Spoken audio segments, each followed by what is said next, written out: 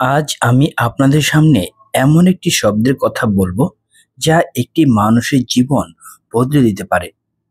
দুঃখকে হাসিতে, অভাবকে রিজিকে, কষ্টকে রহমতে পরিণত করতে পারে। শব্দটি হলো আস্তাগফিরুল্লাহ। হ্যাঁ, এই একটি মাত্র ইস্তেগফার কত মানুষকে অন্ধকার থেকে আলোয় ফিরিয়ে এনেছে। কত মানুষের দোয়া কবুল হয়েছে। কত ঘরে আবার সুখ ফিরে এসেছে। তার গল্প শেষ হওয়ার নয়। আস্তাগফিরুল্লাহ মানে আমি আল্লাহর কাছে ক্ষমা চাই। এটি শুধু একটি বাক্য নয়, এটি হলো রুহের পানীয়, হৃদয়ের ওষুধ আর জীবনের সমস্যার সমাধান। ইস্তেগফার মানে হলো নিজেকে পরিশুদ্ধ করা, গুনাহের ধুলো ঝেড়ে ফেলা আর আল্লাহর কাছে ফিরে আসা। আল্লাহ তাআলা কুরআনে বারবার বলেছেন, তোমরা তোমাদের প্রভুর কাছে ক্ষমা চাও, তিনি অত্যন্ত ক্ষমাশীল। সূরা নূহ। এখানেই শেষ নয়, পাশে আবার বলেছেন, তিনি আকাশ থেকে তোমাদের উপর প্রচুর বৃষ্টি বর্ষণ করবেন, তোমাদের সম্পদ বাড়িয়ে দেবেন, তোমাদের সন্তান সন্ততি দান করবেন, তোমাদের জন্য জান্নাত সমূহ প্রস্তুত রাখবেন। সূরা নূহ।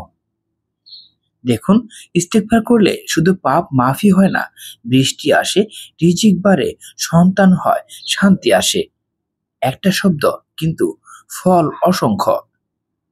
তাই তো নবী সাল্লাল্লাহু আলাইহি সাল্লাম বলেছেন, যে ব্যক্তি নিয়মিত ইস্তেগফার করে আল্লাহ তাকে প্রত্যেক দুশ্চিন্তা থেকে মুক্তির পথ দান করেন, প্রত্যেক সংকট থেকে সমাধান দেন এবং যেখান থেকে সে ধারণাও করতে পারে না সেখান থেকে রিজিক দান করেন।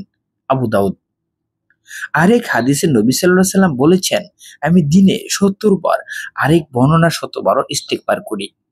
যদি পাফিন রাসূল দিনে ১০০ বার ইস্তেগফার করেন, তাহলে আমরা কেন করব না? অনেকে বলে, আমার জীবনে বরকত নেই, কাজে লাভ নেই, মন শান্ত না। আল্লাহ তাআলা বলেন, তোমরা ক্ষমা চাইবে, তাহলে তোমরা সফল হবে। সূরা হুদ।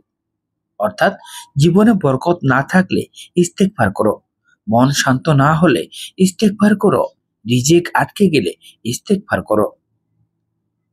এক আরব দেশের এক মানুষ বহু বছর ধরে আর্থিক সংকটে ছিলেন।